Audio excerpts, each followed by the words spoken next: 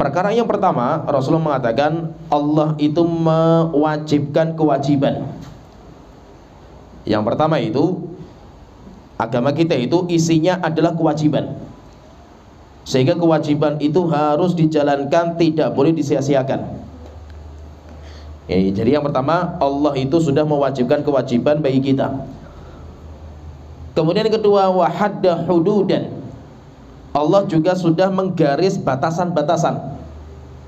Jadi ada hudud, ada batasan-batasan. Batasan itu apa? Apa-apa yang boleh dikerjakan, silahkan, kalian mau ini boleh, kalian mau ini boleh, tapi jangan sampai sekian. Kalau sudah sampai sekian, maka nanti itu nggak boleh. Itu namanya batasan. Wa harrama asya' fala tantakihuha. Kemudian yang ketiga, Allah itu mengharamkan perkara-perkara yang Allah haramkan. Ini haram, ini haram, ini haram, maka kalian itu jangan melanggar. Kemudian yang ketiga, Allah itu mendiamkan beberapa perkara. Ada beberapa perkara yang Allah diamkan, maka nggak usah kita itu berlebihan untuk mencari perkara-perkara itu. Nah, berarti di sini Rasulullah menyebutkan ada 4 yang datang dari Allah Ta'ala itu. Yang pertama, Allah itu mewajibkan kewajiban. Yang kedua, Allah itu membuat garis batasan-batasan, yaitu batasan yang halal sampai sekian. Keluar dari ini, maka itu batasan yang dilarang. Kemudian yang ketiga, Allah itu mengharamkan beberapa perkara. Kemudian yang keempat, Allah itu mendiamkan beberapa perkara. Kita bahas satu persatu. Allah Ta'ala, Rasulullah mengatakan, innallaha farada faraid. Sesungguhnya Allah itu telah mewajibkan beberapa kewajiban, dinamakan dengan faraid. Atau kalau mufradnya itu, jadi kalau kita belajar bahasa Arab itu nanti ada namanya mufrad. Mufrad itu bilangan 1, bentuk tunggal. Kemudian nanti ada jamak. Jamak itu bentuk banyaknya. Jadi ada namanya faridah. Thalabul ilmi faridotun. Faridotun itu menunjukkan satu kewajiban. Jamaknya itu faraid. Ada juga ilmu yang dikenal dengan ilmu namanya faraid. Ilmu faraid, yaitu ilmu yang berkaitan dengan ketetapan Allah masalah harta warisan. Sehingga kalau kita itu belajar warisan nanti namanya ilmu warisan itu biasanya dinamakan dengan faraid. Ilmu faraid, bukan ilmu waris. Waris itu kan, waris itu orang yang mendapatkan warisan. Cuma dikenal setelah itu apa, kalau di kita itu pembahasan ilmu waris. Padahal kan bukan hanya waris yang dibahas itu. Waris itu yang mendapatkan warisan. Kita juga membahas tentang yang tidak dapat warisan.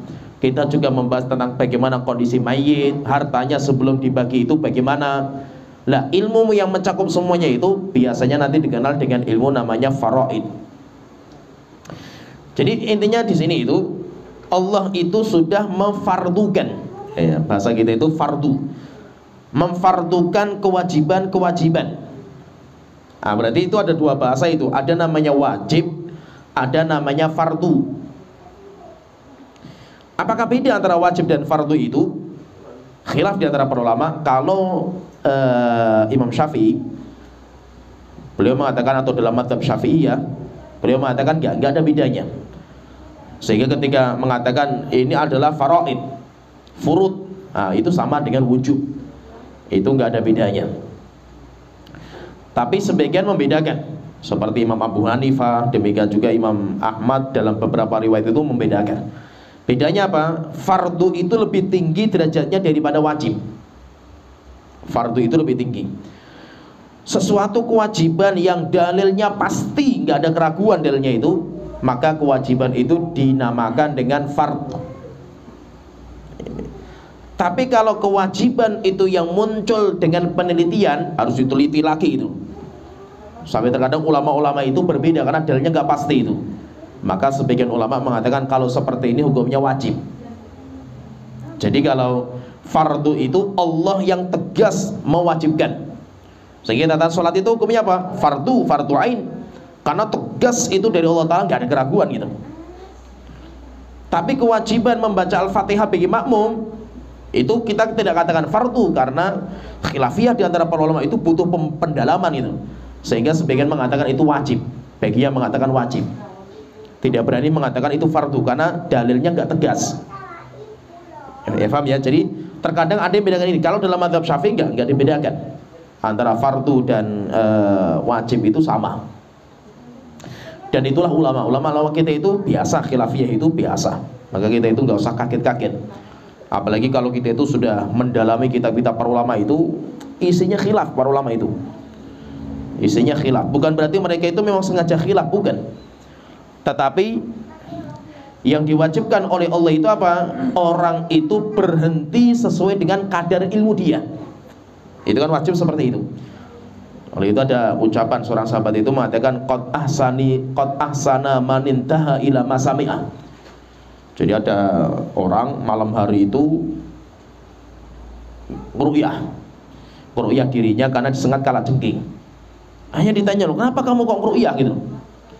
Akhirnya dia mengatakan la ruqyata illa min ain aw hamatin. Tidak ada ru'yah kecuali ketika disengat kalajengking binatang berbisa atau karena penyakit ain. Setelah itu dia mengatakan dia itu malam hari disengat kalajengking, setelah itu minta ruqyah gitu loh. Nah, hanya ditanya, kamu kenapa minta ruqyah? Loh, saya mendapatkan sebuah riwayat tidak ada ruqyah yang dibolehkan kecuali kalau sengatan binatang berbisa atau penyakit ain. Apa kata sahabat ini? Qad ahsana man intaha ila masami'ah. Sungguh telah baik orang yang berhenti sesuai dengan ilmu yang sampai kepada dia itu. Tapi saya mendapatkan ilmu baru, ilmu yang kamu nggak ketahui, yaitu dari Abdullah bin Abbas. Setelah itu sampaikan bahwasanya nanti ada 70.000 orang yang masuk surga tanpa azab, tanpa hisab. Yaitu diantaranya orang yang tidak minta ruqyah. Jadi maksudnya itu ulama-ulama kita itu mereka cuma berhenti sesuai dengan kadar ilmu mereka itu. Tapi berhentinya mereka, hasil investigasi mereka terhadap dalil itu rupanya beda dengan ulama yang lain. Akhirnya apa? Terjadilah khilafiyah. Terus bagaimana sikap mereka? Mereka biasa saja terhadap khilaf itu. Mereka itu masih tetap bersaudara dan mereka masih terus belajar itu.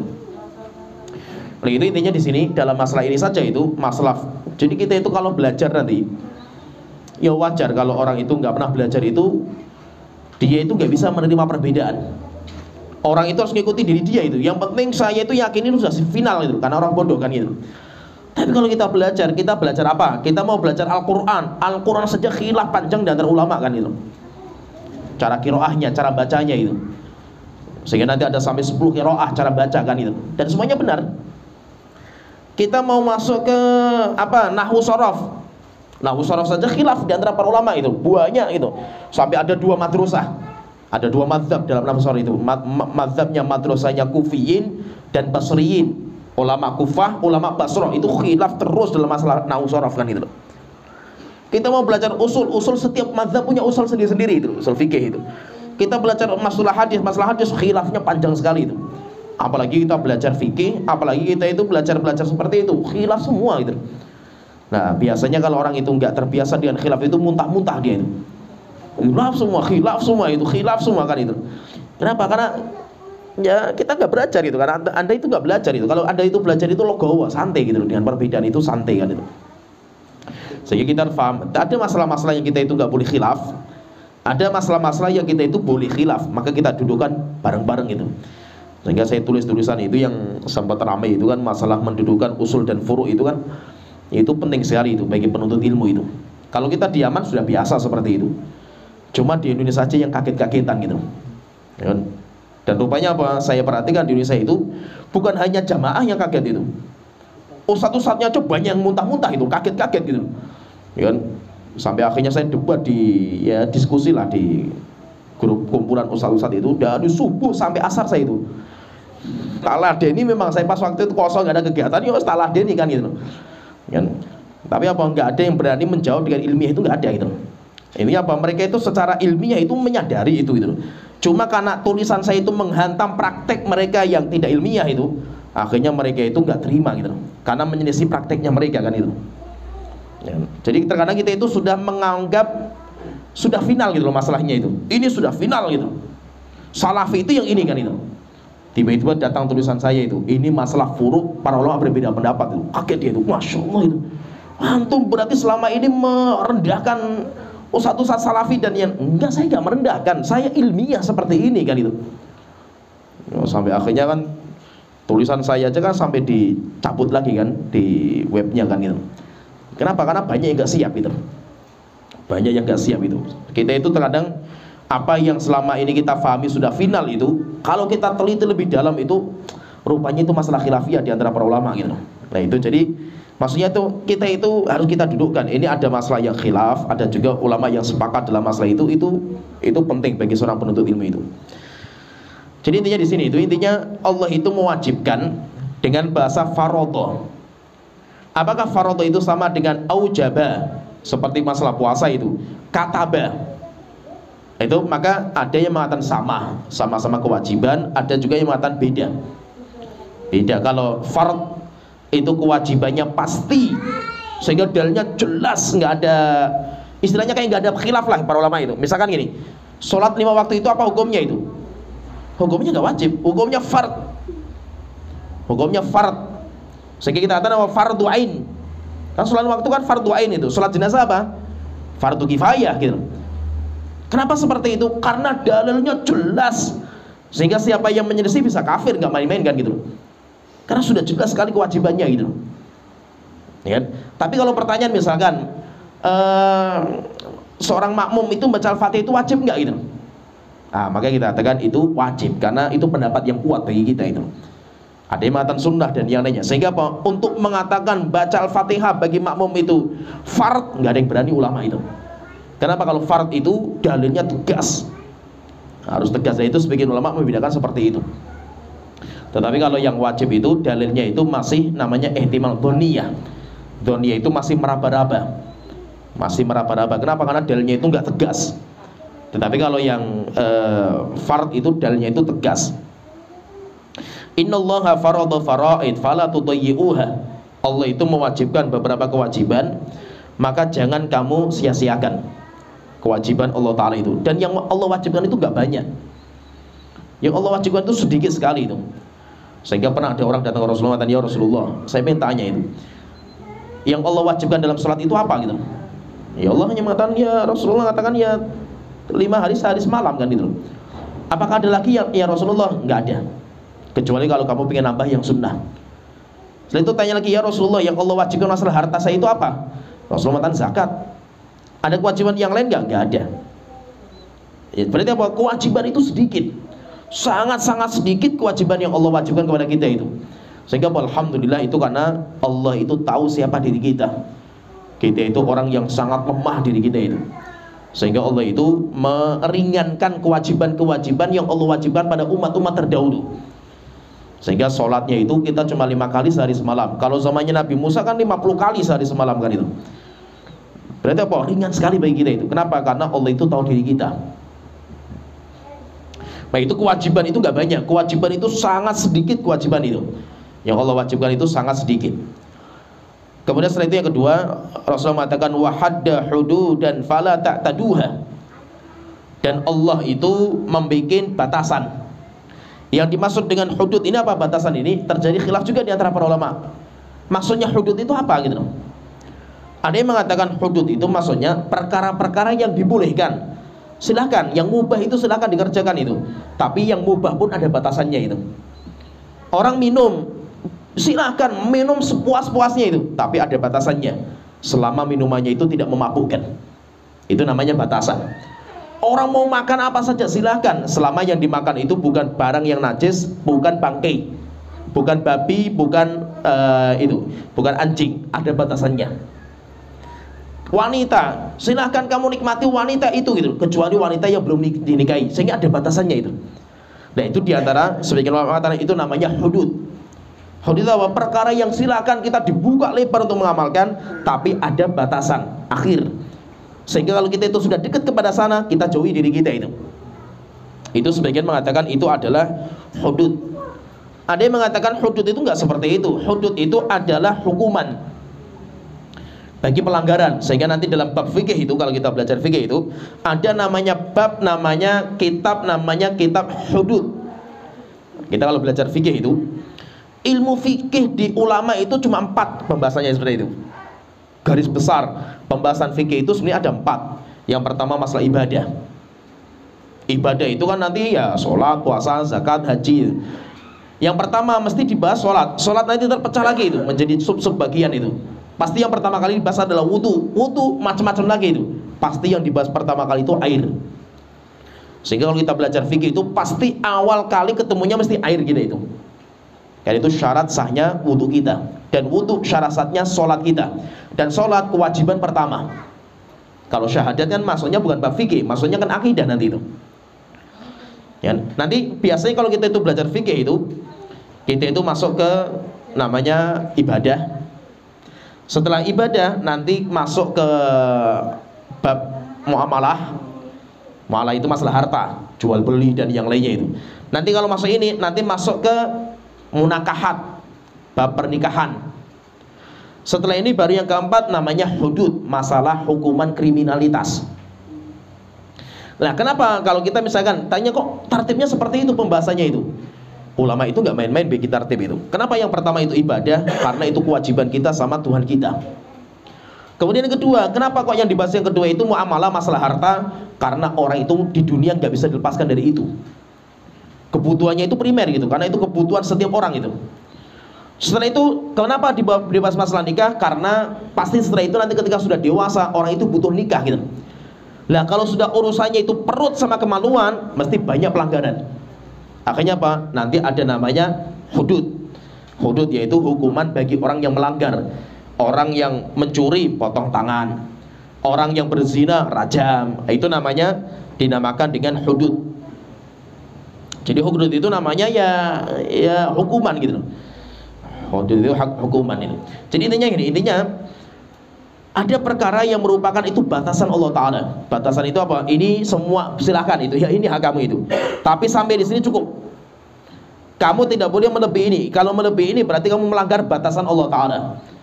Nah, sehingga berarti di sini dibahas masalah yang kedua ini.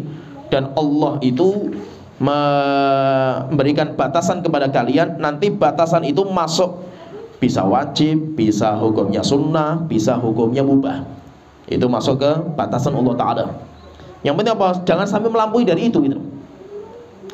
Kemudian yang ketiga, wa harrama asya, dan Allah itu mengharamkan beberapa perkara. Maka keharaman Allah itu jangan sampai dilanggar. Berarti ini yang ketiga. Yang ketiga, Allah mengharamkan. Dan apa yang Allah haramkan itu gak banyak gitu. Berapa sih yang Allah haramkan itu daripada yang Allah halalkan itu? Sedikit sekali yang Allah haramkan gitu. Enggak banyak yang Allah haramkan itu. Kemudian yang keempat, wasakata an asya, dan Allah itu mendiamkan beberapa perkara, jangan dicari-cari. Terjadi khilaf di antara para ulama itu, apa yang Allah diamkan itu apa gitu. Yang Allah diamkan itu apa? Maka yang Allah diamkan itu pertama, perkara-perkara yang ghaib. Allah diamkan, enggak usah kita itu mencari-cari itu. Yang kedua, ada beberapa syariat yang memang Allah itu kayak diamkan masalah itu gitu. Kayak didiamkan masalah haji. Ada orang tanya, ya Rasulullah, kan Allah mewajibkan kita haji berapa kali ya Rasulullah itu? Apakah setiap tahun itu wajib haji ya Rasulullah? Rasulullah tanya enggak. Dia maksudnya Rasulullah diam. Ditanya lagi, ya Rasulullah, akulla amin ya Rasulullah, apakah kewajiban haji itu setiap tahun ya Rasulullah? Rasulullah diam enggak jawab. Tanya lagi, ya Rasulullah, apakah setiap tahun kita itu wajib haji itu? Maka Rasulullah mengatakan, kalau saya ngomong iya sekali saja ini, berubah jadi wajib itu. Dan kalian gak bisa mengamalkan. Setelah itu apa kata Rasulullah? Oh sudah, kalian itu gak usah cari-cari apa yang saya diamkan gitu. Sudah, saya bukan berarti saya itu gak tahu gitu. Saya itu sengaja saya tutupi supaya gak dibuka hukum dari Allah Ta'ala gitu. Setelah itu Rasulullah mengatakan, sungguhnya binasanya umat-umat sebelum kalian itu karena mereka membongkar sesuatu yang didiamkan sama Allah dan Rasulnya itu. Akhirnya apa? Malah tambah berat kan gitu. Coba kalau kita lihat ketika orang-orang Yahudi diperintahkan menyembelih sapi. Kan sapi gampang sih sifatnya apa? Nggak ada sifatnya kan gitu. Akhirnya mereka bertanya, sapinya itu untuk berladang atau tidak itu? Malah datang hukum berat lagi kan gitu. Tanya lagi, sapinya warnanya apa gitu? Tambah lagi hukuman kan gitu. Coba kalau seandainya dia itu langsung mengerjakan, Allah itu memerintahkan kalian untuk nyembelih sapi. Sapi apa saja boleh, karena Allah mendiamkan sifatnya, mendiamkan secara rincinya itu didiamkan sama Allah Ta'ala itu. Maka mencari-cari itu malah terkadang hukumnya nggak dibolehkan gitu. Itu terkadang itu, apalagi zaman syariat itu masih turun, wahyu itu masih turun itu, termasuk dosa yang paling besar itu bertanya hukum kepada Nabi Muhammad yang sebelumnya itu nggak diwajibkan, setelah itu berubah jadi wajib karena pertanyaan orang itu.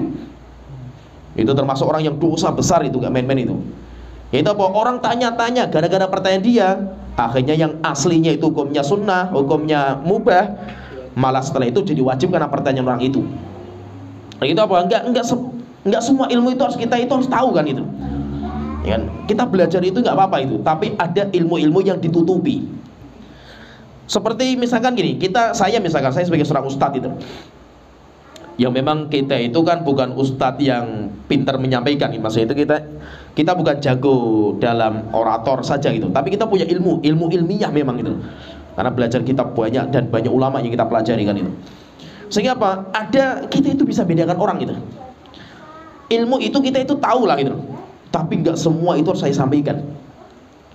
Terkadang saya menyampaikan kepada orang-orang ini menyampaikan A. Terkadang saya menyampaikan kepada orang yang lebih tinggi A, B. Terkadang kepada orang yang lebih tinggi lagi saya mengatakan A sampai Z gitu. Terkadang orang yang A tadi yang saya anggap misalkan masih terlalu bawah lah ilmunya itu, menganggap ini ustadznya ini kok beda-beda nyampaikan itu. Bukan beda-beda, tingkatan otak antum itu beda itu, dan kita tahu kan itu. Sehingga apa? Namanya orang bijak itu bukan menyampaikan semua yang kita dengar itu, yang kita tahu, bukan gitu. Oleh itu sampai Ali bin Abi Thalib mengatakan hadithun nasa bima ya'rifun, ngomonglah sama orang itu sesuai dengan kadar akal mereka. Terlalu banyak muntah-muntah jadinya fitnah itu, jadinya syubhat gitu. Bagi orang awam kan belum tentu siap gitu memahami masalah-masalah rumit, masalah-masalah khilafiyah kan belum tentu paham mereka itu.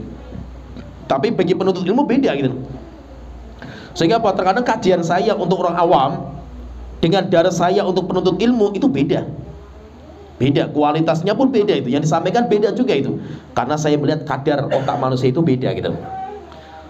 Saya kalau misalkan kajian umum seperti ini, ya karena jamaahnya itu belajar bahasa Arab itu muter-muter nggak paham, tasrif nggak paham kan itu. Akhirnya apa? Ya saya kayak orang cerita saja kan gitu. Kenapa? Kalau saya membahas masalah kaidah-kaidah nahwu, muntah-muntah semua kan gitu. Ya, padahal terkadang apa? Ada kaidah-kaidah nahwu yang perlu saya bahas gitu. Itu saya bahas tapi biasanya di santri-santri kan itu.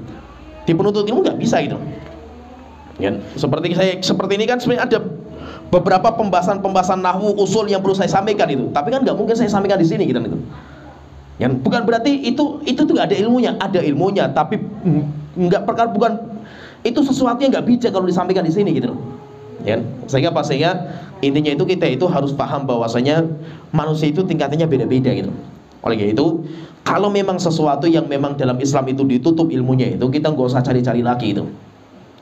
Nah, berarti intinya secara global dulu kita jelaskan bahwa ada perkara yang Allah wajibkan, ada perkara yang Allah bolehkan, izinkan, silakan dikerjakan, silakan bebas. Tapi nanti ada batasan. Kemudian yang ketiga, ada perkara yang Allah haramkan. Kemudian yang keempat, ada perkara yang Allah diamkan. Dan ini semua nanti kalau kita itu belajar di ulama-ulama kita itu muncul namanya hukum. Sehingga ulama-ulama kita itu nanti kan membagi hukum itu kan menjadi 5.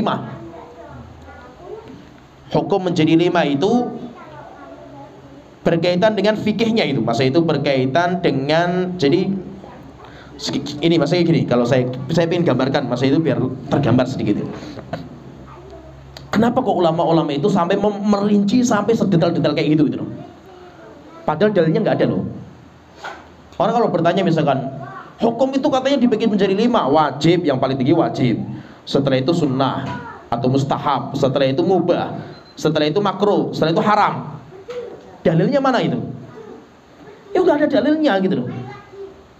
Kenapa enggak semua itu harus ada dalil dari Rasulullah gitu? Kalau Rasulullah menjelaskan semua secara detail seperti ini, tugasnya ulama ngapain kan gitu? Ya, ulama itu tugasnya itu untuk mendudukkan sabdanya Rasulullah, kemudian dibikin kaidah-kaidah gitu. Itu tugasnya para ulama kan gitu. Sehingga apa? Tidak semua perkara itu harus dalilnya secara masalah ini mana itu? Enggak ada gitu loh. Kita belajar nahwu misalkan ya. Kita belajar nahwu. Nahwu itu kan dibagi kalam itu atau kalimat itu kan menjadi 3 itu. Ismun wa fi'lun wa harfun ja'a li makna kan. Ada namanya isim kata benda, ada namanya harf kata kerja, ada namanya ada namanya fi'il kata kerja, ada harf kata sambung. Dalilnya mana? Nggak ada dalilnya itu. Tapi itu sebuah kaidah yang dibikin dari kumpulkan semua ucapan-ucapan Arab gitu. Lihat, paham ya tergambar ya? Maka ulama itu setelah mereka itu mendapatkan materi, materinya itu apa? Al-Quran 30 juz sudah baku. Materi yang kedua apa? Hadis Rasulullah yang jumlahnya banyak sekali. Ini kayak bahan baku lah gitu. Setelah itu apa? Dari bahan baku itu diolah sama para ulama menjadi sebuah kaidah. Rincian kaidahnya itu. Ya paham ya? Akhirnya misalkan gini, ulama membagi masalah kerjaan sholat kita. Kita sholat itu dari Rasulullah itu kan nggak dijelaskan. Rasulullah nggak pernah menjelaskan baca Quran wajib. Coba Rasulullah itu nggak pernah ngadakan daurah fikih sholat gitu. Ya kan? Jadi dijelaskan secara rinci, rukun sholat ini, wajib sholat ini, enggak. Rasulullah itu hanya sholat, para sahabat nanti menyampaikan apa yang dia dengar, dia lihat di Rasulullah SAW. Jadi kerjanya apa? Kayak kita itu mengumpulkan materi dulu lah. Setelah terkumpul semuanya, terjaga semuanya di Rasulullah, akhirnya para ulama itu mulai dirinci. Ini apa. Akhirnya nanti ulama itu nanti membagi dalam kerjaan sholat kita itu ada yang rukun, ada yang syarat, ada yang rukun, ada yang wajib, ada yang sunnah. Bahkan dalam mazhab Syafi'i nanti ada lagi yang namanya ab'adus sholat, dibagi lagi, tambahin lagi itu. Padahal apa? Pembagian seperti yang ditanya dalilnya mana? Ya nggak ada dalilnya dari Rasulullah SAW. Karena Rasul nggak pernah merinci seperti ini kan itu. Tapi ulama itu perlu memerinci itu. Sehingga apa? Nanti muncul namanya rincian itu semuanya kaidahnya ada. Untuk apa? Supaya Islam itu bisa dipakai sampai akhir zaman. Dengan cara apa? Karena kaidah. Contohnya misalkan gini. Kalau kita bicara masalah binatang-binatang yang haram dimakan, itu sedikit sekali yang dibicarakan sama Rasulullah SAW itu. Banyak binatang-binatang yang di Indonesia itu nggak ada di Arab. Nah, terus pakainya apa itu kaidahnya itu? Nah, ulama bikin kaidahnya ini. Maka kita tinggal timbang semua yang ada itu dengan kaidah itu gitu. Ya, paham ya, tergambar ya? Oleh kita apa? Rincian agama itu tugasnya ulama yang merinci itu. Walaupun apa dalilnya nggak ada itu. Oleh itu intinya ulama-ulama kita itu setelah mempelajari tentang bahan bakunya Al-Quran dan hadis Rasulullah SAW itu, maka nanti ulama itu mendapatkan hukum agama itu nggak akan keluar dari 5 perkara itu. Ada yang hukumnya wajib, ada yang hukumnya sunnah atau mustahab, ada yang hukumnya mubah, ada yang hukumnya makruh, ada yang hukumnya haram. Itu namanya hukum syariat. Dan ya ini jadi fahami dulu ini. Jadi ada 5 ini. Sekarang kita rinci sedikit lah. Ini sebenarnya pembahasan usul ini, usul fikih. Tapi sedikit saya gambarkan karena nanti kita akan masuk ke contoh-contoh, beberapa contoh itu. Contohnya wajib. Wajib itu apa kalau ditanya itu? Wajib itu apa sih? Hukum wajib itu? Hukum wajib itu adalah ma yuthabu fa'iluhu imtithalan wa yu'aqabu tarikuhu. Jadi wajib kalau ditanya wajib itu apa? Hukum wajib itu apa itu? Hukum wajib itu ma yuthabu fa'iluhu imtithalan. Sebuah hukum di mana pelakunya itu mendapatkan pahala ketika niatnya untuk menjalankan perintah Allah Ta'ala. Wa yu'aqabu tarikuhu, dan orang yang meninggalkannya diazab. Atau istilahnya bukan seperti ini. Ini sebagian mata, tapi sebagian mata wa yastahiqul iqaba fa'iluhu, dan orang yang menjalankannya itu, yang meninggalkannya itu berhak mendapatkan azab, berhak. Apakah pasti diazab? Belum tentu, tapi dia berhak. Berarti kalau ditanya wajib itu apa? Wajib itu yang menjalankan karena niatan dia itu ikhlas karena Allah Ta'ala, mendapatkan pahala. Tetapi kalau dia itu meninggalkan, dia berhak untuk diazab. Itu namanya wajib. Kemudian di bawahnya sunnah. Sunnah itu apa? Sunnah itu ma yuthabu fa'iluhu imtithalan, sama dengan wajib. Amalan yang siapa yang mengamalkannya karena niat, dia akan mendapatkan pahala. Wala yastahiqul iqaba fa'iluhu, tetapi orang yang meninggalkan tidak berhak untuk diazab. Jadi bedanya nanti antara wajib dan sunnah itu masalah apa? Orang yang meninggalkan.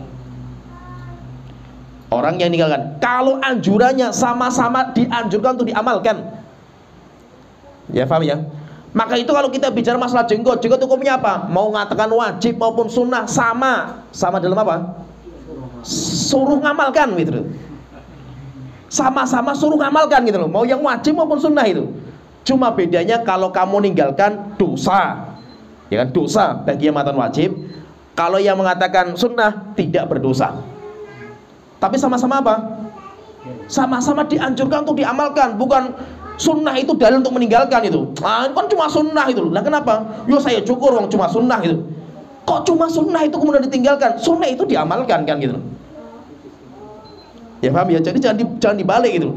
Sehingga apa? Orang sekarang itu pengen meninggalkan amal itu dalilnya sunnah gitu. Oh cuma sunnah saja, gampang sih sunnah kan gitu. Kenapa kok sunnah itu gak diamalkan kan gitu? Malah sunnah itu ditinggalkan kan gitu. Jadi hukum sunnah itu ditinggalkan itu. Jadi wajib dan sunnah itu sama-sama apa? Ma yuthabu fa'iluhu imtithalan. Orang yang mengamalkan itu mendapatkan pahala, dianjurkan untuk diamalkan, sama. Bedanya cuma masalah orang yang meninggalkan itu kayak apa hukumnya itu. Orang yang meninggalkan kalau wajib berhak untuk diazab, kalau yang sunnah maka dia tidak berhak diazab. Itu namanya bedanya antara yang sunnah dan yang wajib. Kemudian kita masuk yang ketiga, ada namanya hukum namanya haram. Hukum namanya haram. Haram itu apa?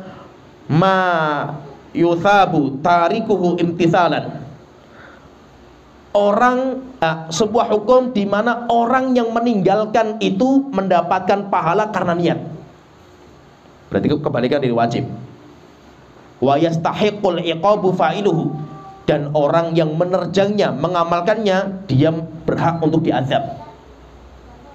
Sama-sama apa? Siapa yang meninggalkan, maka dia itu berhak, kalau niatnya kan Allah Ta'ala, berhak mendapatkan pahala. Ini namanya hukum haram. Kemudian yang kedua ini yang dianjurkan ditinggalkan. Yang kedua makruh. Makruh sama ma yuthabu tarikuhu imtithalan. Orang yang amalan yang siapa meninggalkannya itu karena niat mendapatkan pahala. Wala yastahiqul iqab fa'iluhu. Tetapi orang yang mengamalkannya itu enggak berhak diazab. Nah, berarti antara yang wajib dan makruh itu sama. Sama-sama apa? Dianjurkan untuk ditinggalkan. Yang haram sama yang makruh. Saya tadi ngomong apa? Masya Allah. Ya. Jadi yang haram sama yang makruh itu seperti itu. Cuma bedanya itu apa? Bedanya hukum orang kalau mengamalkan kan itu. Nah, jadi bedanya cuma itu saja itu. Kemudian nanti ada perkara yang mubah. Perkara yang mubah yang kelima itu. Mubah itu apa? Tengah-tengah. Mastawa torofan, yang sama, mau diamalkan ya silakan, ditinggalkan ya silakan, itu torofan. Tapi yang penting saya sampaikan di sini itu makruh itu, kalau istilah ulama-ulama salaf kita, kalau itu itu istilah kita, itu istilah yang masyhur di kalangan mutaakhirin lah itu. Tapi kalau ulama-ulama salaf kita yang mutaqaddimin itu kelasnya Imam Ahmad, kelasnya Imam Syafi'i, itu namanya mutaqaddimin. Kalau kelasnya di bawahnya Imam Ahmad itu sudah mutakhirin. Gambarannya seperti sebagian mengatakan seperti itu. Kalau kelasnya Imam Ahmad, kelasnya Imam Syafi'i, Imam Abu Hanifah, makruh itu nanti dibagi jadi dua. Sehingga kita harus memahami ucapan mereka itu maksudnya apa itu. Makruh itu dibagi jadi dua. Ada yang makruhnya itu makruh tahrim. Kemudian yang kedua ada namanya makruh tanzih. Jadi makruh itu ada dua. Makruh bahasanya makruh, tapi yang dimaksudkan itu adalah haram.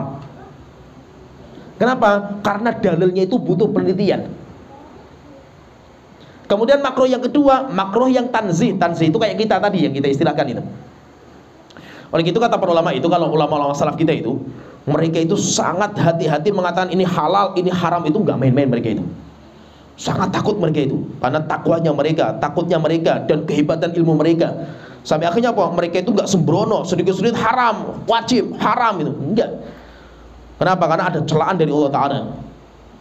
Allah Ta'ala mengatakan wala tasifu alsanatukumul kadziba hadza halalun wa hadza haramun. Jangan sembarangan gitu. Lisan kalian itu ngomong ini halal dan ini haram. Ini halal haram dengan seenak kalian gitu loh. Karena itu agama Allah Ta'ala, bukan agama kita itu. Akhirnya ulama itu kalau ditanya ini haram gak itu, Kalau dalilnya jelas, khamr apa hukumnya? Haram, jelas. Terus kalau ditanya, terus kalau bagaimana kalau minuman yang dicampur dengan seperti ini, posisi seperti ini? Saya memakruhkan itu. Kenapa memakruhkan? Karena dalil untuk mengharamkannya itu butuh penelitian gitu. Ya tergambar ya, paham ya? Maka itu apa? Terkadang itu sampai ashabnya Shahibul Madzhab itu. Misalkan gini, Imam Ahmad, yang paling sering Imam Ahmad. Nah itu Imam Ahmad itu sering ketika ditanya bagaimana hukumnya, makruh. Saya membencinya, saya memakruhkan. Akhirnya terjadi khilaf di antara murid-muridnya. Maksudnya apa gitu? Karena ada perkara-perkara yang haram, beliau itu mengatakan saya memakruhkan. Contohnya ketika ditanya masalah musik. Imam Ahmad, apa hukumnya musik itu? Ana akrahu, saya membencinya, saya memakruhkannya. Kenapa memakruhkannya? Karena ada khilaf di antara ulama dalam bab itu gitu. Ya paham ya? Sehingga apa? Ketika dalilnya itu masih, kalau saya istilahkan itu namanya dhoniyah, dalilnya itu masih butuh penelitian gitu, sehingga ruangan untuk khilaf itu kuat sekali itu, maka ulama itu nggak berani mengatakan haram. Mereka itu mengatakan apa? Makruh. Tapi maksudnya apa makruh? Maksudnya itu haram. Ya tergambar, paham ya? Tapi kalau haramnya sudah tegas jelas, apa hukum makan babi misalkan, haram itu jelas, nggak ada khilaf gitu. Ya tergambar, paham ya? Contohnya misalkan gini, kenapa kok musik itu Imam Ahmad beliau mengatakan makruh? Bukankah itu haram kan itu? Iya, kita haram, paham lah itu. Pertanyaan tapi itu, dalilnya haramnya itu tegas atau enggak gitu? Di Al-Quran nggak ada yang sorry. Di Al-Quran itu cuma disebutkan lahwal hadith. Ya dalam surat Luqman itu, wa minan nasi may yashtari lahwal hadith. Ada di antara manusia yang membeli ucapan yang sia-sia. Apa ucapan yang sia-sia itu? Ulama tafsir mengatakan itu musik. Tapi kan butuh penafsiran kan gitu. Paham ya? Karena bahasanya bukan musik gitu loh. Butuh penafsiran. Akhirnya muncul ulama-ulama tafsir mengatakan ini kan. Itu namanya sesuatu yang masih dhoniyah. Contohnya lagi dalilnya hadisnya, Rasulullah mengatakan nanti di antara umatku itu akan datang orang-orang yang menghalalkan khamra wal al-hirra wal khamra la yastahillanna min ummati aqwamun al-hirra wal haril wal ma'asif. Al-khamra mengharamkan khamr, al-hir mengharamkan sutra, mengharamkan zina, kemudian harir sutra, kemudian wal ma'azif, ma'azif itu alat musik. Nah ini hadisnya itu dikeluarkan oleh Imam Bukhari, tapi jalurnya itu mu'allaq. Kalau kita belajar hadisnya itu mu'allaq itu apa? Hadis yang sanadnya itu dihapus di atasnya itu. Nah disinilah terjadi khilaf di antara para ulama. Imam Ibnu Hazm termasuk ulama besar juga, tapi belum dhahiriyah mazhabnya itu. Apakah dianggap dhahiriyah? Khilaf juga di antara para ulama itu. Beliau mengatakan hadisnya dhaif. Kenapa dhaif? Karena mu'allaq. Kaidahnya hadis mu'allaq itu dhaif gitu. Nah, ulama-ulama hadis yang lain mengatakan enggak, mu'allaq itu memang hukum asalnya dhaif. Tapi kalau mu'allaqnya Imam Bukhari dan Muslim itu enggak main-main. Sehingga apa? Banyak ulama yang menyesuaikan. Nanti Syekh Al-Albani mengarang sebuah kitab namanya Tahrim Alatit Tarab, haramnya alat-alat musik. Dan itu yang dibahas masalah alat musiknya itu. Karena ma'azif itu alatnya itu. Sehingga apa? Berarti apa? Pendalilannya itu, haramnya itu kan butuh penelitian itu. Ya paham ya? Akhirnya apa? Ulama-ulama itu nggak tegas mana haram masalah ini itu. Nah kita apa? Hati-hati. Kita itu bicara masalah halal haram itu tanggung jawabnya besar nanti di hadapan Allah Ta'ala. Apalagi kita itu jawab pertanyaan orang itu, Masya Allah itu nggak sembarangan gitu. Ulama-ulama kita itu sangat hati-hati. Kenapa? Mereka tahu tanggung jawabnya itu besar di hadapan Allah Ta'ala. Apalagi bicara masalah apa? Apalagi bicara masalah fatwa. Fatwa itu apa sih? Kalau fatwa itu apa? Fatwa itu bukan hanya ulama. Banyak orang-orang di sini itu kalau sudah di grup WA itu semua fatwa semua itu. Netizen itu kan berfatwa semua itu. Jadi fatwa itu apa? Fatwa itu beda dengan mujtahid. Fatwa itu lebih tinggi daripada ulama mujtahid kan itu. Ulama mujtahid itu apa? Ulama yang kerjanya itu mencari hukum dalam sebuah masalah. Misalkan masalah ini masalah ini apa hukumnya itu? Cari semua ulama itu, keluar hukumnya wajib. Itu namanya tugasnya apa? Mujtahid. Sedangkan ahli fatwa, bagaimana hukum ini diterapkan kepada orang? Ya paham ya? Itu sudah masuk ke fatwa. Maka kalau orang bertanya untuk masalah pribadinya itu, saya punya masalah kasus seperti ini, apa hukumnya?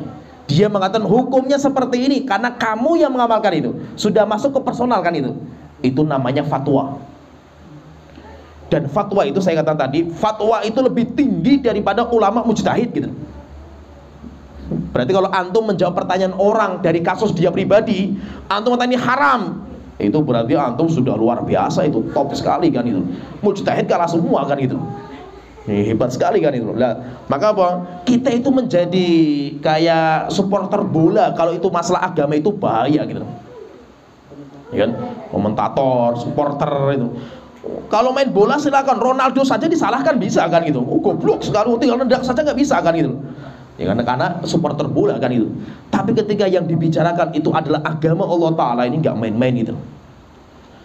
Namanya fikih itu, apalagi melihat sebuah studi kasus itu panjang, nggak main-main itu. Coba kita gambarkan beberapa gambar, itu namanya fikih. Itu namanya fikih. Fikih itu gini namanya, kalau sudah masuk ke fatwa itu sudah lihatnya itu antara hukum perbuatan, hukum ucapan dengan kondisi orang. Terkadang ada dua orang yang ngamalkan sama, tapi nanti hukumnya bisa beda-beda karena kondisi orangnya. Itu namanya fatwa. Sehingga apa? Nggak bisa dihukumi dengan hukum umum, itu nggak bisa gitu. Kalau menghukumi dengan hukum umum itu orang bodoh, semua orang bisa gitu. Tapi seorang mujtahid itu, ahli fatwa itu nggak seperti itu. Maka dalam masalah fatwa itu nggak main-main ulama kita itu. Hati-hati sekali mereka itu. Contohnya Syekhul Islam misalkan ya. Syekhul Islam itu ketika melihat orang-orang Tatar minum khamr. Setelah itu kan berjalan di jalan orang-orang Tatar minum khamr. Murid-muridnya Syekhul Islam pengen ingkari itu, ditahan, jangan, biarkan saja itu. Akhirnya mereka tanya, Syekhul Islam, ini kan dosa itu, besar ini dosa itu. Enggak, itu bukan dosa, itu ibadah. Itu kan mereka sedang ibadah gitu. Apa enggak kita, Masya Allah, khamr ibadah kan itu. Ibadah bagi mereka gitu. Ya, akhirnya saya tanya, lu kan ini khamr haram gitu. Sekarang saya tanya, khamr itu diharamkan kenapa gitu? Innama ya. Jadi Allah itu Allah itu mengharamkan khamr, kemudian judi dan yang kenapa? Karena memecah belah manusia dan menghalangi mereka untuk berzikir kepada Allah Ta'ala kan gitu. Sehingga kenapa kalau Allah mengharamkan khamr, mengharamkan judi? Karena ketika orang minum khamr akalnya hilang, sehingga berzikir nggak bisa, sukanya tengkar, ribut dan yang lain, itu yang diharamkan itu. Tapi kalau khamr itu menghalangi orang untuk berzina, untuk membunuh, untuk bakar rumah, itu khamr itu sedang ibadah gitu. Paham ya tergambar ya? Sehingga Rasulullah mengatakan bagi mereka orang Tatar ini, kalau mereka nggak mabuk, mereka memperkosa wanita gitu. Kalau mereka nggak mabuk, mereka membunuh orang gitu. Maka apa? Mereka sedang mabuk itu mereka sedang ibadah gitu. Ya paham ya? Bagi mereka loh, bagi orang mereka itu. Tapi bagi kita orang muslim, dimana kalau kita itu mabuk malah kita itu rame, seringnya cekcok, diharamkan bagi kita itu. Itu dinamakan dengan fatwa. Kondisi itu bisa merubah jawaban walaupun hukumnya sama. Ada dua orang datang ke Rasulullah. Yang satu orang tua, mata dia, Rasulullah, boleh nggak saya mencium istri saya? Boleh. Datang yang muda, ya Rasulullah, saya pengen mencium istri saya, boleh nggak? Nggak boleh, kamu nggak boleh. Ngamuk yang muda itu, ya Rasulullah, dia boleh, saya nggak boleh kan gitu. Maka Rasulullah mengatakan orang yang tua itu lebih bisa menahan syahwatnya ketika puasa gitu. Berarti kan sudah berbeda masalah orang kan gitu. Sehingga apa? Kalau ada orang tanya misalkan gini, maka apa? Jangan sembarangan orang ngomong masalah agama itu. Berat nggak main-main itu. Ustadz, saya masih belum bisa meninggalkan kerjaan di bank, apa hukumnya itu? Oh, kamu itu orang tahu bank itu haram kan, riba itu dosa besar, didatangkan dalil-dalil masalah azab neraka jahanam. Masya Allah itu yang bahaya itu. Kenapa? Karena hukum umum dipakai untuk menghukumi personal gitu. Itu bahaya gitu. Maka itu apa? Imam Muqayyim rahimahullah ta'ala itu mengatakan orang yang faqih, orang yang berilmu itu siapa itu? Orang yang ketika melihat kemungkaran itu tanyanya bukan apa yang kamu kerjakan gitu. Kalau apa yang kamu kerjakan itu, pertanyaan orang bodoh kan itu. Tapi orang yang berilmu itu tanyanya, kenapa kamu kerjakan seperti itu gitu. Kita tanya, kenapa kamu itu masih di situ kan? Kamu tahu nggak hukumnya? Saya tahu sekali hukumnya. Riba itu hukumnya haram. Lah kenapa kamu masih mengerjakan seperti itu? Dia menyebutkan alasan. Karena alasan-alasan itu, berarti kamu di situ nggak apa-apa. Sampai Syekhul Islam itu pernah ditanya sama orang kerja di pajak. Syekh, saya tahu kerja di pajak itu haram. Fahamlah kita ilmunya masalah itu kan itu. Tapi sekarang saya itu kerja di pajak, saya jadi pemimpin. Dan saya itu berjuang untuk menghapus sistem perpajakan untuk orang muslim. Tapi saya nggak bisa, karena itu undang-undang negara gitu. Maka saya kerjakan apa? Saya itu hanya bisa menyelamatkan kaum muslimin yang tercekik pajak. Saya sebagai pemimpin, saya selamatkan mereka. Saya minimalisirlah kezaliman yang ada gitu.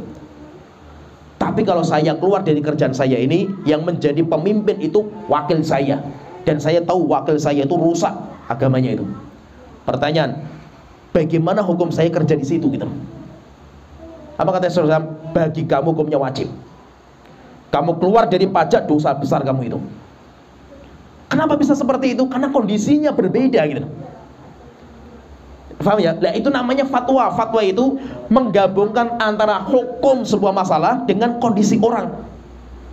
Sehingga nggak main-main itu. Fatwa itu nggak main-main itu. Ulama banyak kalau sudah fatwa, mereka sudah tinggalkan mazhab mereka itu. Jadi mazhab nggak berlaku lagi dalam masalah fatwa itu. Mazhab nggak berlaku. Terkadang hadis pun mereka tinggalkan gitu. Karena kondisi berbeda gitu.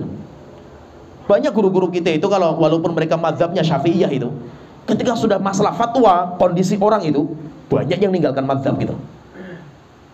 Sampai kita punya guru itu, Syekh Ali Bugar itu, muftinya ya di sana di Hadramut itu. Beliau itu ketika ditanya, Syekh, ada seorang wanita datang kepada beliau. Syekh, saya ini sudah bertahun-tahun nggak bisa puasa Ramadan.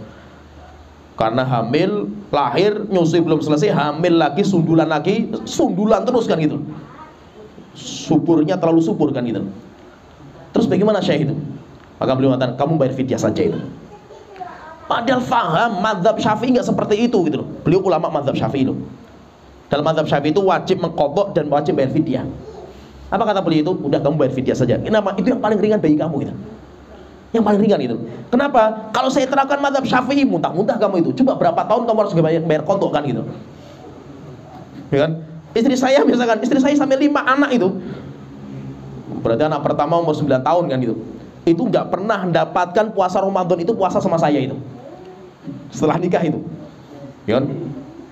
Nikah, hamil, nyusui baru setahun, hamil lagi, ya terus seperti itu kan gitu. Sampai anak kelima kan gitu. Coba kalau saya terapkan harus membayar qadha 10 tahun misalkan ya. 10 tahun kali 30 hari, 29 hari lah itu. Qadha berapa tahun itu? 290 hari. Yo stres sayanya kan gitu loh. Puasa terus seperti itu kan gitu. Ya kan akhirnya apa nggak bisa diterapkan bagi orang itu nggak bisa kan itu. Tapi misalkan ada orang tanya ke saya misalkan ya. Saya paham sekali masalah kayak gini, khilafiyah ulama sampai 5 mazhab dalam bab ini kan. Ketika ada orang datang, Ustaz, saya hamil kemarin nggak puasa gitu. Terus sekarang saya puasa nggak itu? Saya tanya, antum sudah KB bu? Saya KB steril atau tidak itu? Kemungkinan masih hamil lagi nggak itu? Yo kemungkinan masih hamil lagi saya itu. Kalau kemungkinan hamil lagi, fidyah saja. Beda saya ketika ada orang datang dan Ustaz saya kemarin misalkan saya lahiran, tapi saya sudah disteril sekarang, sudah nggak mungkin hamil lagi itu. Kalau seperti itu bayar qadha. Kenapa bisa beda-beda seperti ini? Karena kondisi beda gitu. Gimana paham ya, tergambar ya?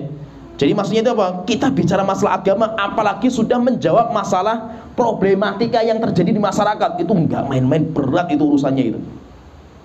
Sesuatu yang haram saja bisa wajib gitu. Karena kondisi kan itu. Misalkan makan babi, misalkan hukum asalnya haram, tapi bisa berubah jadi wajib ketika kondisi gitu. Sehingga apa? Ini harus difahami. Maka itu apa? Bicara masalah agama itu bukan masalah yang mudah gitu. Apalagi kalau sudah menyangkut masalah problematika yang di masyarakat. Itu semuanya ada ilmunya dan itu berat sekali itu. Oleh itu kalau kita lihat menyedihkan itu, banyak di grup-grup WA itu, kalau ada orang yang bertanya, saya mau bertanya masalah ini, apa hukumnya? Ustadznya diem semua, nggak ada yang jawab itu. Yang jawab siapa itu? Oh, ustadz-ustadz gadungan itu gitu loh. Jawabnya dia bawa Kompas kamar sebelah, ada yang copy dari website, dan yang Masya Allah top-top kita itu. Pernah saya kritik kan itu. Subhanallah, zaman sekarang itu jadi ustadz itu mudah gitu. Ilmunya apa? Ilmunya itu Mbah Google sama Mbak YouTube gitu. Ya kan? Cuma buka Google, YouTube saja jadi ustadz semua sekarang itu. Masya Allah itu. Sehingga apa? Kita capek-capek ngafal Quran nggak berlaku kita itu. Ya kan? Sampai kita safar ketemu dengan ulama, belajar bahasa Arab, ngafal nahwu, sharaf itu sudah nggak berlaku semua itu. Kenapa? Kompas kamar sebelah gitu. Itu dalilnya mereka sekarang kan gampang sekali kan gitu. Dan akhirnya apa? Dan itu sampai ngotot-ngototan loh kalau debat itu. Sudah ilmunya itu Kompas semua, ngotot-ngototan, di grup WA nggak ketemu, di dunia nyata pukul-pukulan mereka itu. Dan banyak kejadian seperti itu. Nah, kita apa? Masalah agama itu nggak main-main itu. Kita bicara masalah agama itu, setiap kita jawab yang mana itu ilmu kita belum sampai di situ itu.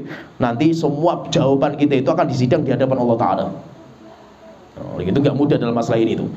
Maka itu kalau sudah masalah fatwa itu berat. Walaupun kita tahu lah hukumnya ini, hukum ini, hukum ini. Misalkan ditanya, Ustaz saya, aduh ini kondisi saya seperti ini, sehingga saya masih belum bisa menikah. Terus hukumnya apa saya ini? Oh nikah itu ibadah, kamu berarti kamu benci sama sunnahnya Rasulullah gitu. Banyak ulama yang gak nikah juga itu. Syekhul Islam menganggap dengan tidak menikah lebih baik daripada menikah gitu. Sehingga apa? Kondisinya bisa beda-beda. Ya bisa dipahami ya, paham ya kayak ini. Kenapa? Karena ini masalah sering sekali kita itu terlalu bermudah-mudahan dalam bab ini. Ulama saja sampai nggak berani mengatakan haram. Mereka mengatakan saya makruhkan perkara itu. Padahal kita paham itu masalah yang haram. Kenapa? Karena maksudnya makruh itu adalah karohiyatu tahrim, atau yang kedua karohiyatu tanzih, itu ada sendiri itu. Ini menunjukkan apa? Menunjukkan tidak main-mainnya perkara seperti ini. Sehingga intinya kita sudah tahu hukum lah, misalkan ini hukumnya ini hukumnya ini hukumnya ini. Tapi ketika dipraktekkan di lapangan itu bisa beda-beda. Dan itu namanya fikih sendiri lah, namanya fikul waqi. Bagaimana kita itu bisa bermuamalah dengan kondisi yang ada. Misalkan pemilu itu kan hukum asalnya nggak boleh, karena itu bukan hukum Islam. Tapi terkadang hukumnya wajib. Sampai fatwanya Syekh bin Baz itu, dan itu nggak bisa diterapkan ke semua tempat, nggak bisa gitu. Saya belum mengatakan ketika ditanya dalam sebuah pertanyaan menyangkut masalah negara tertentu, kondisinya gini, orang kafir bersatu padu dalam satu partai, orang muslim mereka ada yang mau nyoblos dan tidak. Ditakutkan kalau orang muslim itu banyak yang nggak nyoblos, mereka akan kalah suara itu. Bagaimana hukumnya? Maka beliau mengatakan wajib semua orang muslim untuk nyoblos. Siapa yang tidak nyoblos, dosa dia itu. Kita katakan nyoblos dosa, iya. Tapi pemimpin kafir itu dosa besar juga itu bagi kita kalau kita biarkan kan itu. Sehingga apa? Terkadang kita itu harus mengerjakan dosa demi menghalau dosa yang lebih besar gitu. Ya tergambar ya, paham ya? Kita itu terkadang harus milih antara dua perkara, dosa parah atau dosa ringan. Nggak bisa kita keluar dari dua itu. Maka terpaksa apa? Kita itu harus milih dosa yang ringan untuk menghalau dosa yang besar. Makan babi haram, tapi membiarkan diri kita sampai mati haram juga, lebih parah kan itu. Bunuh diri kan berarti kan itu. Maka apa? Kita itu terpaksa makan babi yang haram demi menghalau kerusakannya lebih besar, yaitu apa? Matinya diri kita gitu. Nah itu namanya apa? Itu dinamakan dengan fikih. Maka itu fikih itu nggak mudah. Ulama-ulama kita itu kalau sudah berbicara itu kenapa kok rumit sekali itu? Karena berkaitan seperti ini, ilmu-ilmu seperti ini. Nah, jadi intinya itu nanti ada perkara yang tegas haramnya, ada perkara yang haramnya itu butuh istinbat, butuh penelitian. Ada perkara yang wajibnya itu tegas sekali sehingga dinamakan fard sebagian ulama. Ada yang wajibnya itu itu butuh kita itu penelitian lagi itu. Maka sebagian mengatakan itu hukumnya wajib. Kemudian setelah dibagi-bagi seperti ini, nanti ada perkara yang didiamkan. Ada perkara-perkara yang didiamkan sama Allah Ta'ala, maka kita itu nggak usah terlalu banyak mencari. Contohnya misalkan, nanti kaidah-kaidahnya itu banyak. Misalkan binatang, ini binatang kayak gini itu masuk kemana ini ya? Kalau nggak ada masuk kemana saja, wes berarti hukumnya halal. Kenapa? Karena terkadang itu banyak nanti pembahasan-pembahasan itu yang mana zaman Rasul nggak ada, atau di Arab nggak ada. Dan itu butuh penelitian lebih dalam lagi itu. Contohnya misalkan di kita, misalkan orang menggunakan cacing untuk berobat. Apa hukumnya cacing itu? Ya, Rasul nggak pernah mengisyaratkan masalah itu gitu. Kalau orang mengatakan enggak, hukumnya haram, kenapa? Menjijikkan. Apakah jijik itu bisa jadikan dasar untuk mengharamkan gitu? Nah ini jadi masalah kan, itu butuh penelitian lagi kan itu. Maka kita katakan selama tidak ada dalil atau kaidah ulama yang memasukkan ini ke dalam keharaman, maka berarti hukum asalnya halal. Hukum asalnya itu halal. Berarti apa? Ini termasuk perkara yang didiamkan dalam agama Allah Ta'ala. Demikian juga yang lainnya banyak lah, apalagi berkaitan masalah urusan dunia itu banyak sekali yang ada itu. Maka kaidahnya itu urusan dunia itu hukum asalnya halal. Halalnya lebih baik daripada haramnya, kecuali ada yang diharamkan, ini yang diharamkan, ini diharamkan. Nah itu nanti dalam bicara masalah muamalah saja ya, jual beli itu.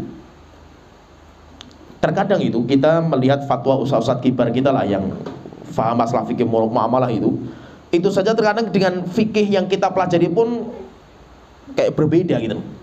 Ya karena fikihnya beda-beda itu. Kalau kita kan fikihnya memang kitab gitu loh, fikih kitab. Makanya terkadang kita itu kok kenapa gitu, ustaz ini fatwanya kayak gini gitu. Ya, padahal di kitab-kitab kayak gini. Akhirnya terkadang beda pendapat gitu. Nah itu apa? Itu penelitian, nggak apa-apa. Beda pendapat dalam penelitian itu nggak apa-apa itu. Yang penting apa? Jangan membangun wala dan barok di atas pendapatnya. Saya punya pendapat ini. Siapa yang tidak mengikuti pendapat saya, berarti akan saya habisi dia itu. Musuh saya dia itu. Tapi siapa yang gabung sama saya, dia adalah teman sejati saya itu. Berarti apa? Dia membangun wala dan barok di atas dirinya sendiri itu. Dan itu nanti yang dinamakan dengan julukan namanya hizbiyah, fanatik. Orang-orang yang fanatik. Orang fanatik itu apa? Bukan orang yang mengikuti. Saya mengikuti mazhabnya Syafi'i misalkan. Enggak, saya enggak fanatik gitu. Fanatik apa? Ketika saya membangun wala dan barok.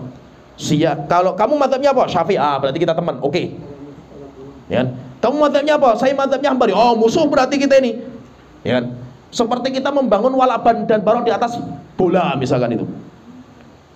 Itu kan fanatik itu. Wala dan baroknya di atas sesuatu yang bukan dari agama gitu. Nah itu yang tidak dibolehkan. Kita bisa fanatik sama ustadz, fanatik sama kajian, fanatik sama yayasan, fanatik macam-macam itu. Dan itu nggak dibolehkan. Jadi intinya hukum yang Allah Ta'ala turunkan itu nanti ada 5 dibahas oleh para ulama itu, walaupun memang dalilnya nggak ada. Pembagian itu dalilnya nggak ada, itu murni istimbatnya para ulama setelah mencari dalil-dalil dari Al-Quran dan Sunnah itu seperti itu. Ya mungkin sampai di sini pembahasan kita. Karena ini saya tadi sebenarnya mau masuk ke contoh-contoh tapi terlalu rumit nanti takutnya. Ini aja sudah kelihatan, sudah mata-mata sudah kelihatan gitu. Mulai layu-layu gitu loh. Karena ini maksudnya ya ini sebenarnya ilmu tinggi, enggak ilmu mudah gitu loh. Dan terkadang antum les kayak gini bisa jadi fitnah nanti itu, ya kan? Antum konsentrasi menteleng saja itu belum tentu paham kan gitu. Ambilnya les kayak gini ya, nanti menyampaikan di luar bisa kacau ini. Gitu loh. Gimana sikap orang awam kayak kita kalau ditanya seseorang tentang hukum atau tentang jawabnya gimana? Lah antum tahu nggak? Nggak, kalau misalkan kita tahu dalilnya, misalkan saya kerja di bank gimana? Yang saya tahu itu riba itu hukumnya haram. Nggak, kalau kasus saya, saya nggak tahu. Kalau kasus antum saya nggak tahu nimbangnya kayak apa itu. Butuh pertimbangan lama. Jadi gini, jawaban itu far'un an tasawwur gitu. Jadi jawaban kita itu cabang dari kita itu menggambarkan pertanyaan gitu. Pertanyaan nggak utuh saja jawabannya bisa beda gitu. Paham nggak? Jadi orang ketika bertanya masalah pribadi itu gambarkan seutuh-utuhnya itu. Kondisinya kayak gini, ini kayak gini, muamalahnya kayak gini, sistemnya ini. Terkadang sudah utuh saja itu kita belum bisa gambarkan itu. Sampai datangkan praktisinya, datangkan PT-nya ini. Sehingga keluar fatwa itu kan nggak mudah itu. Apalagi ormas fatwa itu berat, itu nggak main-main itu. Sampai lembaga fatwa al-Irsyad saja kan belum mengeluarkan fatwa masalah Gojek dan yang lainnya kan. Karena tasawurnya itu butuh waktu lama gitu. Cuma butuh apa? Penggambaran sistemnya itu kayak apa sih gitu. Terkadang keliru ngomong saja itu bisa fatal gitu. Ngeliru ngomong itu bisa fatal kan itu. Contohnya gini. Ustaz, saya itu minjem motor temen, setelah itu dia itu ngomong kalau minjem ya bensinnya dipenuhi ya. Itu bagaimana itu? Wah, itu pinjaman nggak boleh ada keuntungan kan gitu. Berarti riba ini, berarti kan kullu qardin jara fi manfa fa riba itu. Pinjaman kan nggak boleh ada keuntungan kan gitu. Kan kita kata, antum yang gambarkan keliru itu bukan minjem, itu nyewa, itu sebenarnya kan kurang kan gitu. Kalau minjem itu barang yang nggak berkurang itu. Antum minjem panci untuk masak, minjem, karena panci kan nggak berkurang gitu. Tapi kalau antum minjem pulpen itu bukan minjem, itu mengurangi kan, pulpennya kan berkurang itu. Itu namanya sewa menyewa sebenarnya itu. Cuma bahasa kita minjem lah, kita ternyata mau jatuh pada bahasanya itu. Padahal itu bahasa yang keliru gitu. Sehingga orang minjem motor misalkan, tolong nanti bensin dipenuhi. Boleh nggak seperti itu? Boleh, karena itu akadnya sewa menyewa kan gitu. Karena apa? Keliru bahasa saja itu, gambarannya bisa beda gitu. Jawabannya bisa beda itu. Maka itu apa? Itu nggak mudah, apalagi sudah masuk ke kasus orang itu berat. Ya paham ya? Saya terkadang ditanya seperti itu, Ustaz, saya ya ada orang kayak gitu, kerja di bank, kondisinya gini, terus bagaimana saya itu? Sudah, antum coba cari alternatif kerjaan yang lain dulu. Jangan langsung keluar. Kenapa? Belum tentu dia keluar langsung bisa istiqomah gitu. Banyak yang expeng itu setelah itu mutung juga setelah itu kan. Rupanya keluar dari bank itu cari duit susah gitu. Akhirnya stres, balik lagi ke riba lagi. Banyak yang seperti itu. Gitu. Maka apa? Hati-hati dalam masalah fatwa itu, hati-hati. Kita nggak sembarangan lah dalam masalah fatwa itu. Kalau kita itu mau mengatakan hukum umum silahkan itu. Yang saya ketahui itu ya riba hukumnya haram kan itu. Lah kalau kasus saya gimana? Wallahu alam, saya nggak tahu karena butuh. Itu biar Ustadz nanti yang jawab lah itu. Ustadz saja terkadang lempar ke Ustadz yang lain itu. Ustadz itu aja. Kenapa? Karena dia tahu juga saya jawab ini resiko di hari kiamat, saya ditanya sama Allah Ta'ala kan gitu loh. Terkadang kita itu juga kayak gitu loh.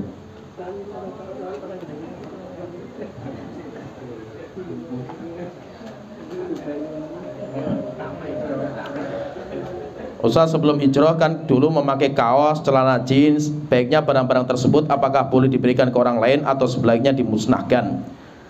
Lah ini celana jeans dan kaos ini haram nggak kan itu? Pertanyaan haram nggak gitu? Biasanya orang-orang baru ngaji itu semangatnya Masya Allah, pokoknya semua haram pokoknya itu. Luar biasa memang, ya memang kita akan melewati kasus kayak gitu itu mesti gitu loh. Namanya kita belajar itu ada fase-fase di mana kita akan lewati gitu loh. Orang baru ngaji pertama kenceng wes, luar biasa kencengnya itu wes. Galak sekali itu, komentarnya pedes-pedes gitu. Itu biasanya baru ngaji kan itu. Tapi ketika sudah lama belajar akhirnya lebih banyak dia itu belajarnya daripada dia itu ngomong komentar kan itu. Itu ada fasenya. Memang ya saya pun juga seperti itu dulunya kan itu. Galak sekali itu baru ngaji itu kan. Nah, terus bagaimana dengan seperti Fahmi ini? Hukum pakaian itu masalah duniawi. Hukumnya boleh dipakai itu. Selama tidak ada sesuatu unsur yang diharamkan. Contohnya misalkan bagi kita misalkan salafi menganggap musbil itu haram, ya kan? Ya udah berarti nggak boleh musbil. Kalau nggak ada musbil terus bagaimana? Ya nggak apa-apa kan gitu. Kalau orang mengatakan ini kan tasyabuh sama orang kafir, pertanyaan tasyabuh dalam bab apa gitu? Tasyabuh itu apa itu? Yang ngikuti orang kafir gitu. Sekarang antum apa saja itu miliknya orang kafir sekarang dunia kan gitu. Antum pakai HP-nya siapa yang produksikan? Orang kafir kan gitu. Tasyabuh itu nggak seperti itu. Tasyabuh itu sesuatu yang menjadi ciri khususnya mereka kan itu. Kan? Terkadang misalkan orang pakai dasi, salafi, jenggotan pakai dasi, wah saya tasyabuh itu. Dasi awal-awal tasyabuh memang karena miliknya mereka saja itu. Tapi sudah tersebar ke negeri Islam sehingga banyak orang muslim pakai itu sudah nggak tasyabuh lagi, nggak ada lagi tasyabuh kan itu. Faham ya? Tasyabuh itu ciri khusus mereka itu. Contohnya misalkan orang-orang Yahudi ada pecinya yang besar itu ciri khusus mereka itu. Potongan rambut di sini depan, di sini itu dipanjangkan itu ciri khusus mereka karena nggak ada orang muslim yang melakukan seperti itu kan itu. Tapi kalau bicara masalah celana jin, pabrik jin banyak orang di Indonesia, semuanya muslim semua kan gitu loh. Yang mana saya? Yang punya pabrik orang muslim itu ya, yang kerja orang muslim, yang beli orang muslim semua gitu loh. Berarti sudah pasarannya orang muslim semua gitu loh. Itu sudah bukan tasyabuh lagi gitu. Ya paham ya masa itu. Terus bagaimana celana-celana seperti ini? Kalau memang antum itu nggak usah dipakai, kasihkan ke orang lain nggak apa-apa gitu loh. Tapi jangan diharamkan. Haram ini celana syaitan ini, jin itu kan. Jin syaitan ini kan itu. Jangan itu, karena itu sesuatu yang Allah tidak mengharamkan seradatnya itu. Yang Allah haramkan itu kan ada sifat yang menyelisihkan. Contohnya misalnya ketat. Ketika sholat bisa menampakkan aurat, nah itu jadi masalah kan itu. Tapi kalau unsur jinnya itu, celananya itu kan nggak diharamkan kan gitu. Ya, paham ya, tergambar ya? Kecuali kalau barang itu murni haram. Contohnya misalkan, Ustadz, saya punya gitar misalkan itu. Saya sekarang sudah hijrah, mau saya berikan kepada siapa? Bukan diberikan, bakar gitu loh. Antum berikan kepada siapa, dia gitaran setelah itu kan gitu loh. Perkara seperti ini nggak bisa diberikan, bakar perkara-perkara karena haramnya jelas syaratnya gitu. Ya paham ya seperti ini ya. Tapi kalau haramnya itu bukan syarat zatnya, kan ada sifat-sifat yang nanti itu bisa jatuh kepada haram itu, maka itu bendanya nggak ada masalah. Selama sifat sudah dihapus, itu sudah nggak apa-apa gitu. Kalau orang misalkan, salafi itu nggak pakai jin, ya karena ribetnya orang-orang salafi itu kan. Teman-teman kita kan, apalagi sama sekarang itu, kenapa nggak pakai jin? Karena ribet. Mending pakai koloran, tinggal dibuka kolornya kan gitu. Daripada celana jin, bukanya saja sudah mumet kan gitu. Orang-orang zaman sekarang kan simpel kan gitu. Bukan berarti apa? Ketika mereka itu nggak pakai jin berarti jin itu haram, bukan gitu. Karena itu perkara dunia. Hukum jual beli dengan orang Syiah apa Ustadz? Apakah boleh? Boleh. Hatta sama orang Yahudi sama siapa saja boleh jual beli itu. Yang penting apa? Yang penting tidak ada unsur menghinakan agama kita. Oh, urusan muamalah itu kayak gitu. Itu maksudnya buat akhwat. Yang jin tadi pertanyaannya akhwat. Ini pertanyaan akhwat, Po. Oh.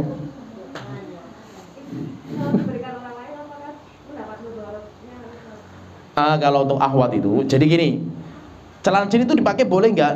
Boleh selama itu untuk dalaman.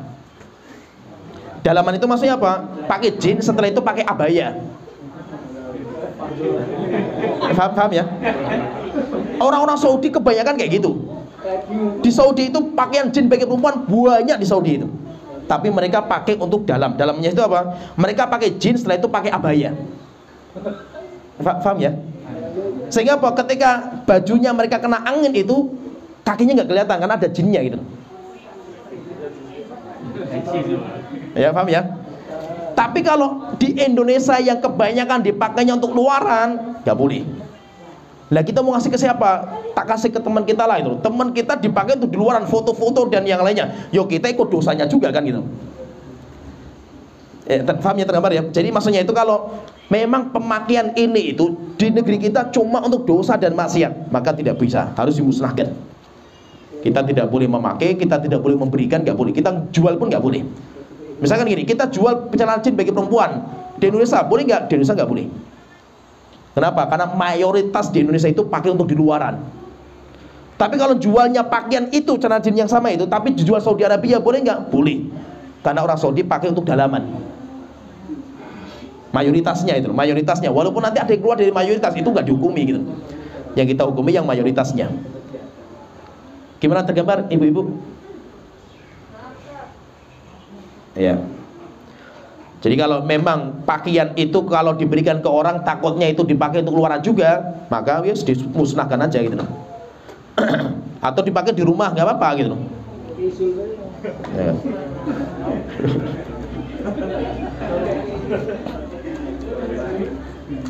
Hukum jual beli dengan orang Syiah apa Ustaz? Boleh, nggak apa-apa jual beli sama orang Syiah sama siapa. Yang penting tidak ada unsur melemahkan atau intinya agama kita itu direndahkan.